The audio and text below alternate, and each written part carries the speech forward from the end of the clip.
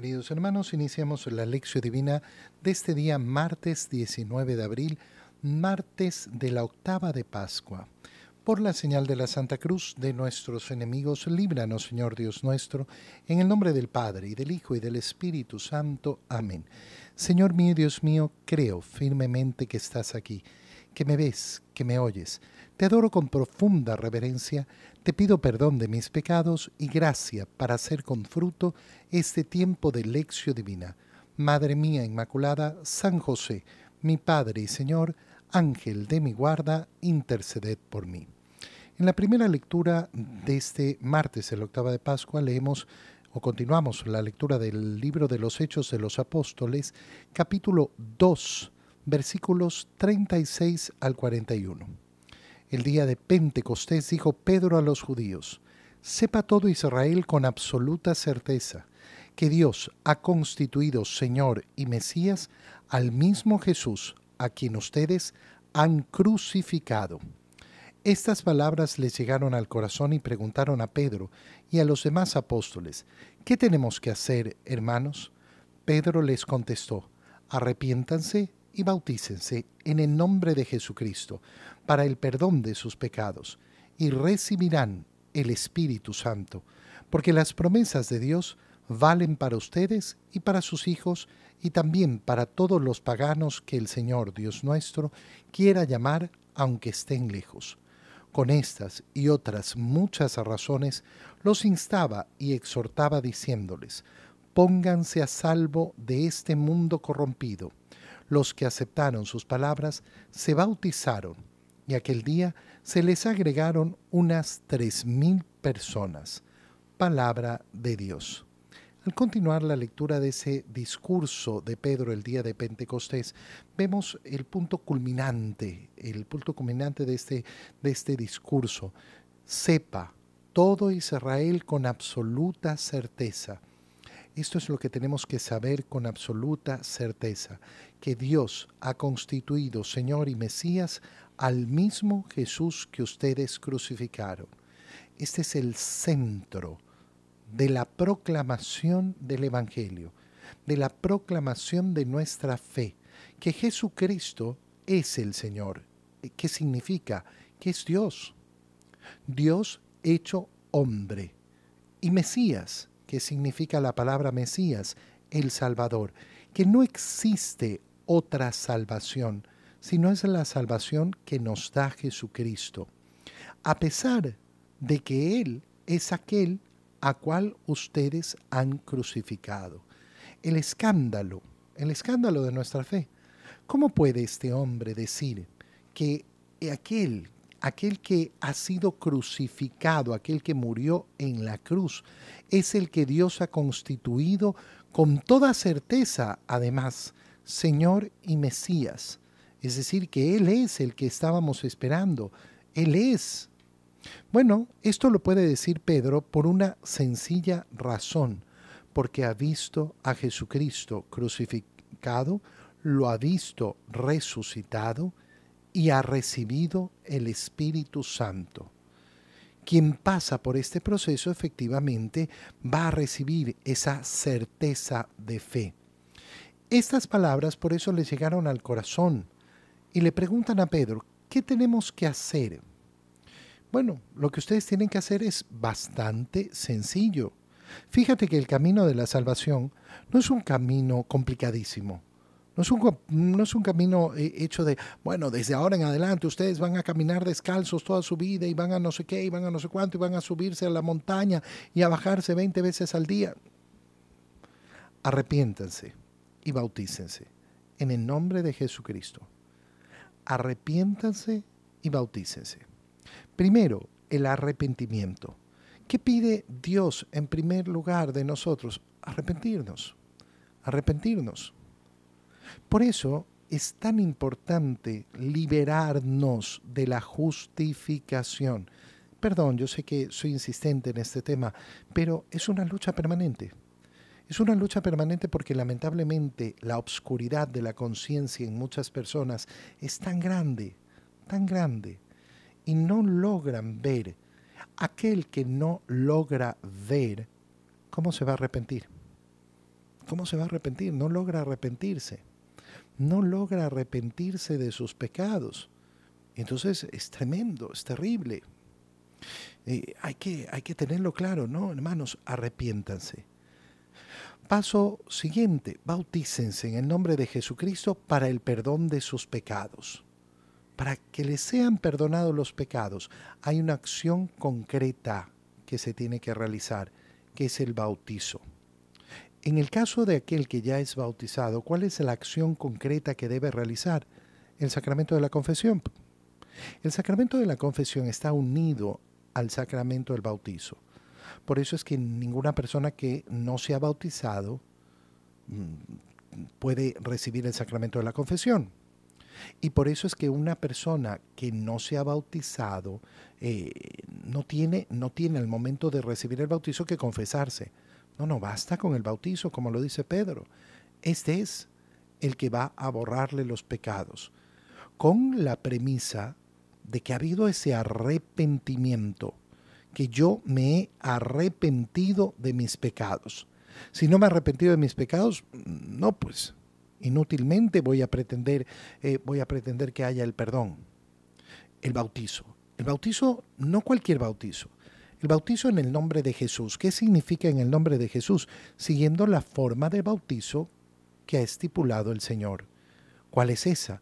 Con agua, en el nombre del Padre, y del Hijo, y del Espíritu Santo. Es decir, proclamando una fe trinitaria. En el nombre de Jesucristo significa aceptando que Jesucristo es verdadero Dios y verdadero hombre. Para poder decir que Jesucristo es verdadero Dios, yo tengo que decir que Jesucristo es el Hijo. Si confieso que existe el Hijo, entonces confieso que existe el Padre y que son una misma cosa. Y para que se pueda dar esa gracia en mí, hay una acción del Espíritu Santo. Por eso nuestro bautizo es en la fe trinitaria. No existe otro bautizo. Un solo bautismo, una sola fe. Bautícense en el nombre de Jesucristo para el perdón de los pecados y entonces recibirán el Espíritu Santo. Recibirán el Espíritu Santo. Mira, desde la celebración de la Pascua, de la vigilia pascual, yo vengo diciéndolo con claridad. Nosotros estamos llamados en este tiempo de Pascua a llenarnos de la profunda alegría del resucitado para abrir nuestro corazón a la acción del Espíritu Santo. Una alegría pascual que no se abre al Espíritu Santo es absurda. Es absurda. Si yo no tengo en miras llegar a la celebración de Pentecostés, si yo no tengo en miras poner en mi oración el deseo que arda en mí el fuego del Espíritu Santo, entonces mi celebración pascual es una celebración turriflay, que se queda ahí, en nada. Se queda en una pizca, porque será la acción del Espíritu Santo la que despierte en mí verdaderamente lo que significa ser hijo de Dios. Y Pedro les explica, porque las promesas de Dios valen para ustedes, para sus hijos, pero también para todos los paganos que el Señor quiera llamar, aunque vengan de lejos. Mira que el anuncio el día de Pentecostés es el anuncio de aquello que se le había prometido a Abraham. Por ti se salvarán muchas naciones, llegarán a todas las naciones la salvación. Y Pedro lo tiene claro, esto no es un mensaje para unos. Está destinado al mundo. Todo el que quiera escucharlo podrá escucharlo. Todo el que quiera recibir el bautizo podrá recibir el bautizo. El cristianismo no es una élite, no es un grupucho ahí escondido, no es una sociedad secreta. El evangelio está para anunciarse en todos lados. Con estas y otras muchas razones, los instaba y exhortaba. ¿Y los exhortaba a qué? Y aquí las palabras tan bellas de Pedro. Pónganse a salvo de este mundo corrompido. Son las palabras que nos dice a ti y a mí el Señor hoy. Ponte a salvo de este mundo. Ponte a salvo de este mundo. No creas que las cosas de este mundo son las que importan. No pongas tus afanes en las cosas de este mundo. No pretendas obtener la dicha y la felicidad de este mundo como si eso fuera lo único que contara. Pon tu corazón verdaderamente a salvo de este mundo corrompido. Y los que aceptaron sus palabras se bautizaron. Aquel día se agregaron 3,000 personas, 3,000 personas, 3,000 nuevos cristianos, 3,000 nuevos seguidores de Cristo. Qué inmenso tiene que ser el deseo de nuestro corazón de que muchos se conviertan, de que muchos, ojalá que todos vivan, lo que significa contribuir a que un alma se acerque a Dios, porque da profunda alegría, da verdadera y profunda alegría. En el Evangelio, leemos el Evangelio de San Juan, capítulo 20, versículos 11 al 18. El día de la resurrección, María se había quedado llorando junto al sepulcro de Jesús. Sin dejar de llorar, se asomó al sepulcro y vio 2 ángeles vestidos de blanco, sentados en el lugar donde había estado el cuerpo de Jesús, uno en la cabecera y el otro junto a los pies. Los ángeles le preguntaron: ¿por qué estás llorando, mujer? Ella les contestó: porque se han llevado a mi Señor, y no sé dónde lo habrán puesto. Dicho esto, miró hacia atrás y vio a Jesús de pie, pero no sabía que era Jesús. Entonces él le dijo: mujer, ¿por qué estás llorando? ¿A quién buscas? Ella, creyendo que era el jardinero, le respondió: Señor, si tú te lo llevaste, dime dónde lo has puesto. Jesús le dijo: María. Ella se volvió y exclamó: Rabuní, que en hebreo significa maestro. Jesús le dijo: déjame ya, porque todavía no he subido al Padre. Ve a decir a mis hermanos: subo a mi Padre y a su Padre, a mi Dios y a su Dios. María Magdalena se fue a ver a los discípulos para decirles que había visto al Señor y para darles su mensaje. Palabra del Señor. Hoy día leemos la continuación del Evangelio de San Juan, que hemos leído el día de la resurrección de nuestro Señor. El día domingo hemos leído justamente ese pasaje del Evangelio donde María Magdalena ha ido a avisarles a Pedro y a Juan que la tumba está vacía, y Pedro y Juan han salido corriendo hacia la tumba. Ha llegado primero Juan, después Pedro. Pedro ha entrado, ha visto los lienzos en el piso, ha visto el sudario doblado aparte. Ha entrado Juan y nos dice que vio y creyó. Pero al Señor no lo vieron, vieron la tumba vacía. ¿Qué ha sucedido? María Magdalena ha ido detrás de ellos, seguramente más lento. Ellos vieron y se volvieron. María, en cambio, decide quedarse ahí, quedarse en la tumba vacía, llorando junto al sepulcro de Jesús. Y porque se queda ahí, es que va a tener esa visión del resucitado, mientras Pedro y Juan todavía no la van a tener. Es una cosa tan bonita. San Juan nos clarifica el orden de los eventos. Las mujeres han ido en la mañana, han visto la tumba vacía, han avisado a Pedro y a Juan. Pedro y Juan han ido, han visto, pero no han encontrado nada. Y después las mujeres, María Magdalena a la cabeza, se han quedado ahí, han vuelto al sepulcro y se han quedado ahí. San Juan nos cuenta solo sobre María Magdalena, no nos incluye a las otras, pero vemos que sucede efectivamente lo mismo que nos cuentan los otros evangelios, es decir, que sin dejar de llorar se asomó al sepulcro y vio a 2 ángeles vestidos de blanco, sentados en el lugar donde había estado el cuerpo de Jesús, uno en la cabecera y otro en los pies. Qué escena más bonita, porque es una escena de adoración del lugar donde estuvo el cuerpo del Señor.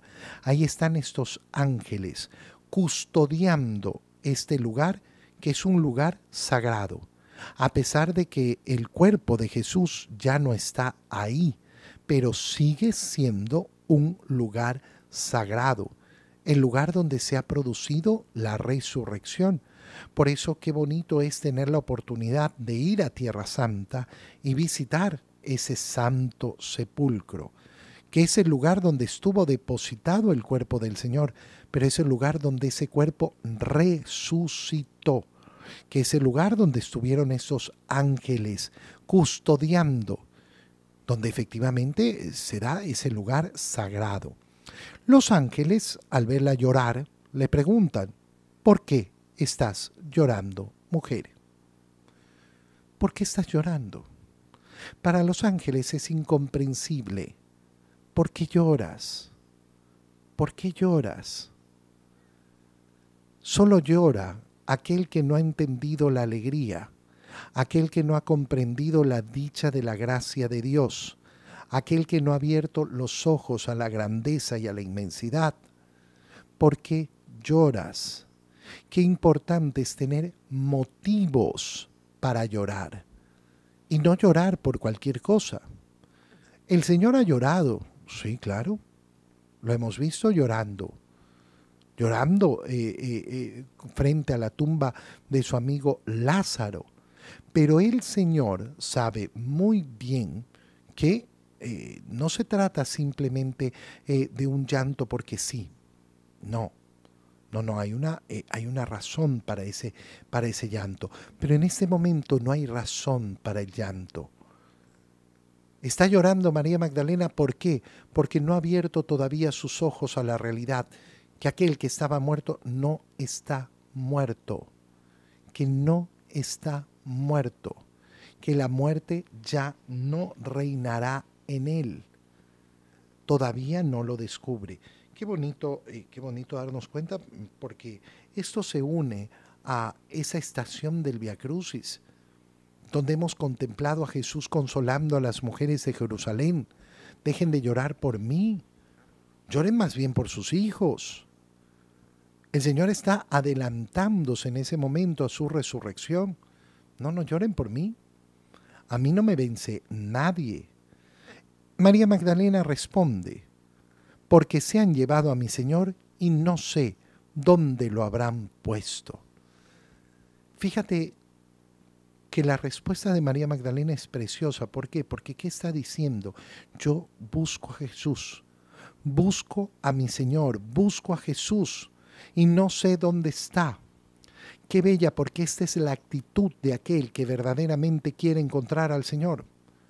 No encuentra al Señor quien no lo busca. No encuentra al Señor quien no lo busca. Hay que buscar a Jesús. Hay que buscarlo. Una acción que debe estar presente todos los días de nuestra vida. Levantarme en la mañana y tener el anhelo de buscar a Jesús para poderlo encontrar.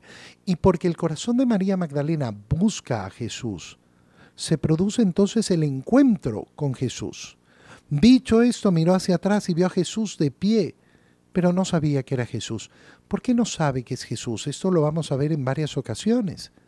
Lo hemos visto el día domingo para aquellos que participaron en la misa en la tarde, en el Evangelio de los discípulos de Emaús, que es tan precioso, donde el Señor camina con ellos, les explica todas las escrituras, se sienta con ellos a la mesa y recién cuando parte el pan es cuando logran reconocerlo. Bueno, esto nos habla de ese cuerpo glorificado del Señor, que es un cuerpo verdadero, carne verdadera, huesos verdaderos, pero que ahora funciona bajo otra ley, la ley de la gloria. ¿Cuál es la ley de la gloria? La inmortalidad. Es un cuerpo que ya no puede sufrir pasiones, es un cuerpo que ya no puede sufrir corrupción, es un cuerpo que no enferma. Y es un cuerpo que, visto por esos ojos naturales de nuestra ley natural actual, no lo logran reconocer cuando Él no quiere que sea reconocido. Entonces, Él le dijo: mujer, ¿por qué estás llorando? ¿A quién buscas? Ella pensaba que era el jardinero. Señor, si tú te lo llevaste, dime dónde lo has puesto. Y cuando reconoce a Jesús, y esto es precioso, pon mucha atención, lo reconoce cuando Jesús la llama por su nombre, María. La llama por su nombre. Y es entonces cuando se le abren los ojos. Yo soy llamado por mi nombre por el Señor constantemente. Tengo que aprender a escuchar cómo el Señor me llama a mí, no a otro. Ay, no, a mí, hoy me llama a servirlo. Cuando yo comprendo el llamado del Señor para mí hoy, cuando yo entiendo que eso es lo que quiere Jesús que yo haga hoy, me siento verdaderamente llamado. Y cuando soy llamado, reconozco a Jesús. Ella le contestó, Rabuní, que en hebreo significa maestro. Tú eres verdaderamente mi maestro. Tú eres aquel que me enseña. Tú eres aquel ejemplo que yo debo seguir. Jesús le dice, déjame ya, porque todavía no he subido a mi Padre. Aquí entra una escena un tanto misteriosa, porque en otro momento, cuando se aparece a sus discípulos, más bien les invitará, mírenme, tóquenme. A María le dice, todavía no me toques. ¿Por qué? Porque no he subido a mi Padre. Es decir, que la glorificación de Cristo resucitado todavía tiene que cumplir un paso más. De esta manera, lo que está haciendo el evangelista San Juan es dándonos a entender cómo todavía no se ha completado el último paso. El último paso es esa ascensión a los cielos. Es decir, que ese cuerpo de Jesús, esa humanidad de Jesús va a ser elevada y puesta a la misma altura de Dios. Con lo cual se completa el proceso que ha iniciado el día de la Anunciación. A ver si logro explicarlo con claridad y con sencillez. El día de la Anunciación se le anuncia a María. María dice fiat. ¿Y qué sucede? Que el Verbo eterno de Dios, el unigénito, Dios Hijo, se rebaja y se hace hombre sin dejar de ser Dios. Adquiere algo nuevo, una humanidad, es decir, un cuerpo humano, un alma humana, una naturaleza humana, sin perder su naturaleza divina. Y ha vivido en el mundo durante 33 años con esa naturaleza. Ha muerto en la cruz, ha resucitado al tercer día. Y ahora, esa humanidad que adquirió el día de la Anunciación, esa humanidad que es la que murió en la cruz, es elevada. En primer lugar, el Verbo se ha rebajado, ha tomado una naturaleza humana y ahora eleva esa naturaleza humana a la altura de Dios. Es lo que nos abre la posibilidad de la salvación. Ahora podremos entrar en el cielo. ¿Por qué? Porque esa naturaleza humana de Cristo ha entrado en el cielo. Es la que nos abre las puertas. Es precioso tratar de entender en profundidad esto, y perdón si cuesta un poquito, pero por eso es tan importante tener claro que una vez que asciende el Señor, no es que deja atrás su cuerpo, no es que deja atrás su humanidad. Por eso es tan penoso cuando uno escucha a una persona decir, no, ahorita Jesús está en espíritu. No, está sentado a la derecha del Padre. Y ese es el anuncio que le manda a decir a María. Dile a mis hermanos, subo a mi Padre y a su Padre, a mi Dios y a su Dios. Fíjate cómo le está diciendo, voy a subir, pero no subo a aquel que para ustedes no es importante o aquel que para ustedes no va a ser alcanzable. No, es mi Padre que es su Padre. Es mi Dios que es su Dios. Es decir, nos está hermanando con Él. Si yo asciendo, ustedes ascenderán conmigo. Si yo he resucitado, ustedes resucitarán conmigo. Y María Magdalena se fue a ver a los discípulos para decirles todo lo que había visto y para darles el mensaje del Señor. ¿Le creyeron los discípulos? Posiblemente no, porque el Señor los va a encontrar encerrados, llenos de miedo porque todavía no han visto al resucitado. Tú y yo nos podemos alegrar ¿en qué? Bueno, yo le creo a María Magdalena. Le creo ese mensaje que le dio a los discípulos. Ella vio a Jesús resucitado invitándonos a vivir la gloria de su resurrección y de su ascensión al cielo. Te doy gracias, Dios mío, por los buenos propósitos, afectos e inspiraciones que me has comunicado en este tiempo de lección divina. Te pido ayuda para ponerlos por obra. Madre mía Inmaculada, San José, mi Padre y Señor, Ángel de mi guarda, interceded por mí. María, Madre de la Iglesia, ruega por nosotros. Queridos hermanos, que tengan un muy feliz día.